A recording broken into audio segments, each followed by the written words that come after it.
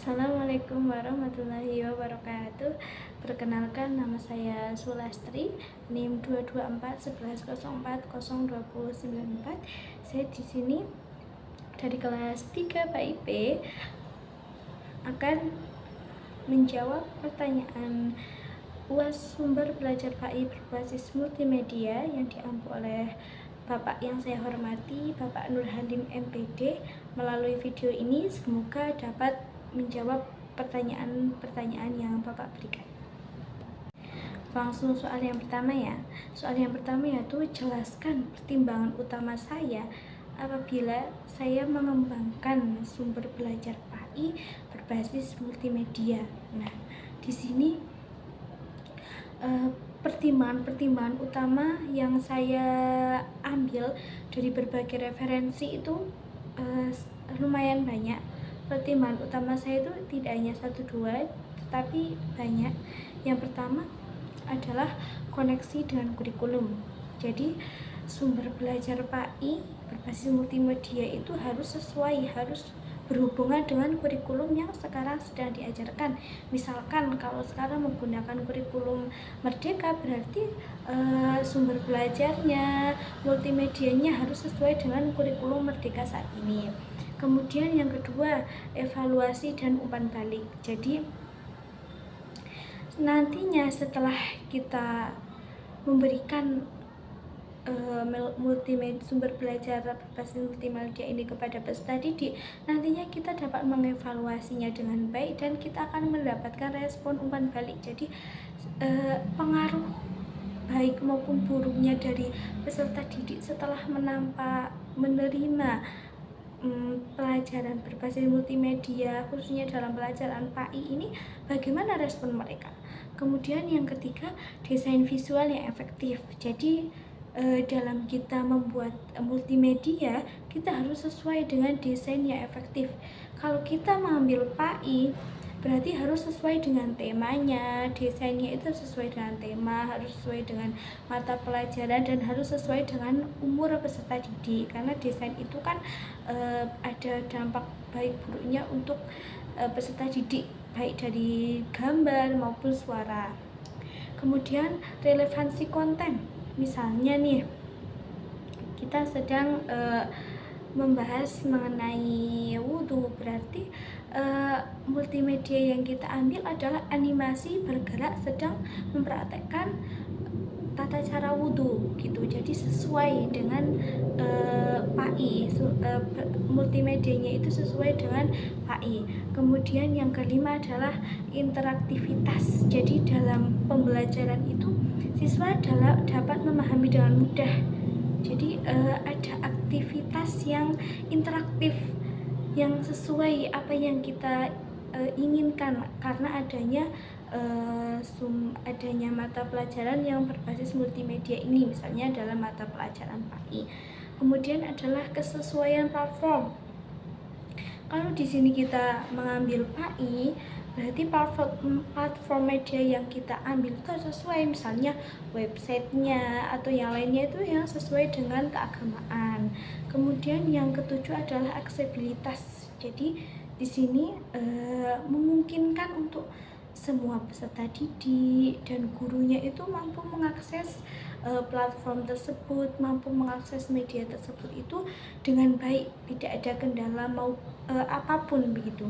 Kemudian yang terakhir itu adalah ketersediaan sumber daya. Jadi adanya tenaga kita dalam mencari, meneliti, kemudian mengolah informasi menjadi sumber PAI berbasis multimedia, kita harus adanya tenaga kita, adanya kontribusi kita gitu, dan nantinya akan mendapatkan respon positif dari peserta didik. Begitu ya untuk nomor 1.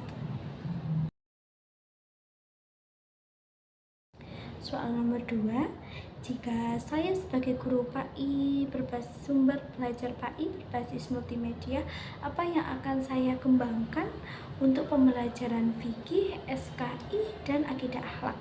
Dan di sini harus mengambil tema-temanya. Jadi yang pertama saya ambil dari pelajaran fikih. Dari pelajaran fikih Misalnya saya mengambil tema tata cara wudhu. Di sini saya mengembangkan sumber belajar PAI berbasis multimedia dengan tema tata cara wudhu. Di sini saya menggunakan video animasi. Nah, di video animasi ini kita menggunakan peran sosok, misalnya sosok anak kecil, anak laki-laki sedang berwudhu, dan semua pakaiannya, tata cara wudhunya itu disesuaikan dengan syariat-syariat Islam dan sesuai dengan peserta didik yang akan saya ampu. Kemudian mata pelajaran yang kedua yaitu mata pelajaran SKI. Di sini saya mengambil temanya perang Uhud. Jadi nantinya video animasinya atau multimedianya nanti akan menggambarkan bagaimana suasana terjadinya perang Uhud, mulai dari orang-orangnya, kemudian dari alamnya, kemudian dari senjata dan lainnya nanti, dan disesuaikan dengan kondisi peserta didiknya itu umur berapa, menggunakan animasi yang seperti apa, itu dikondisikan. Kemudian yang mata pelajaran ketiga adalah akidah akhlak. Akidah akhlak di sini saya menggunakan tema membantu sesama muslim. Nah, di tema itu nantinya dalam video animasi atau multimedianya itu kita menggunakan animasi juga. Di situ animasinya sesuai syariat Islam. Misalnya kalau laki-laki auratnya itu pokoknya auratnya tertutup, kemudian yang wanita juga tertutup. Nantinya di situ kita akan menggerakkan menjadi sebuah cerita yang nantinya di situ itu terdapat hikmah, yaitu membantu sesama muslim.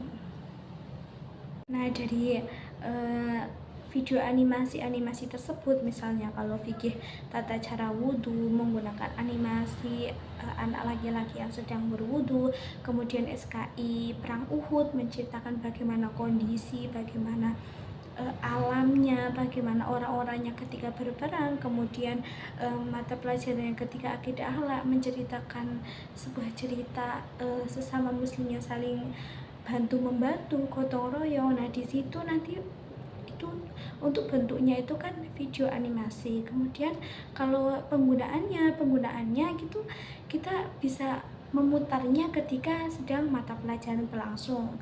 Kalau tidak, kalau zaman sekarang itu kan misal anak SD itu setiap wali siswa itu memiliki koneksi dengan gurunya, memiliki grup-grupnya begitu.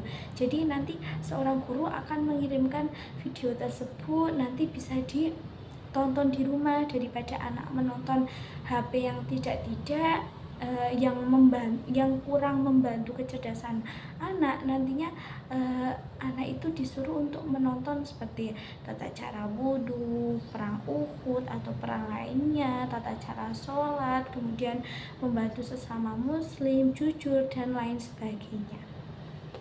Kemudian soal yang nomor 3 yaitu apa sih itu AI atau AI? Apakah itu AI atau Artificial Intelligence? Di sini saya mengambil dari referensi sebuah jurnal. AI itu atau Artificial Intelligence ya, itu adalah di dalam bahasa Indonesia itu berarti kecerdasan buatan. Nah, dalam hal ini kecerdasan buatan ini merujuk pada kemampuan mesin atau teknologi untuk meniru kecerdasan manusia dalam melakukan tugas tertentu seperti pemecahan masalah dan pengambilan keputusan. Kemudian pendapat mengenai AI, pendapat mengenai AI. Jadi AI ini kayaknya. Kemudian selanjutnya adalah apa saja sih karakteristiknya AI? Yang pertama itu dapat beroperasi tanpa bantuan manusia dalam beberapa konteks. Kemudian yang kedua itu adanya kemampuan AI ini memiliki kemampuan untuk belajar, memahami, dan beradaptasi. Kemudian karakteristik yang ketiga itu berinteraksi dengan lingkungan penggunanya. Jadi AI ini tuh sangat unik ya. Kemudian argumentasi mengenai AI, di sini saya memilih dari salah satu tokoh Indonesia, Bapak Mendikbudristek, yaitu Bapak Nadiem Makarim. Beliau itu berpendapat bahwasanya perkembangan ilmu pengetahuan dan situasi global ini akan akselerasi AI ke berbagai bidang dan berdampak besar pada di dunia kerja di masa depan, dan ini tidak bisa dihindari apalagi kita hentikan, sehingga kecerdasan buatan ini harus diimbangi dengan kecerdasan karakter manusia. Nah, di sini dapat kita garis bawahi ya bahwasanya Bapak Nadiem Makarim itu berpendapat bahwasanya kecerdasan buatan ini atau AI yang biasa kita sebut AI ini harus diimbangi dengan kecerdasan karakter manusia. Nah, saya sangat setuju dengan argumentasi beliau. Karena apa? Semakin majunya zaman, semakin berkembangnya teknologi yang ada, itu kan karena manusia yang mengolah. Jadi dengan adanya kecerdasan itu, ayolah kita sama-sama tidak hanya menikmati, tidak hanya menikmati AI dengan segala macam fiturnya, tapi kita juga harus memperbanyak literasi mengenai dampak positifnya, dampak negatifnya itu seperti apa, supaya nantinya itu kita tidak kecanduan akan AI. Nantinya kita tetap, karena adanya AI ini kan banyak sekali dampak positif, dampak negatif, adanya pro dan adanya kontra mengenai teknologi ini. Sebenarnya teknologi ini sudah cerdas, dan itu karena manusia yang membuatkan, otomatis manusianya sudah terlebih dahulu cerdas. Nah, akan kecerdasan itu marilah kita tidak hanya menikmati AI-nya, tetapi kita juga melihat respon-respon negatif maupun positifnya dari AI, supaya kita itu jadi introspeksi diri, apakah yang kurang, apakah saya berlebihan dalam memakai AI. Jadi ketika kita memakai teknologi itu ya harus sesuai dengan kompetisi kita, harus sesuai dengan kompetensi kita, jangan berlebihan. Kita tetap harus sesuai zaman, mengikuti apa yang sudah ada, karena teknologi itu kan diciptakan untuk memudahkan aktivitas manusia, tetapi di sini kita juga harus membatasi, kita harus mengerti batasan-batasannya, begitu.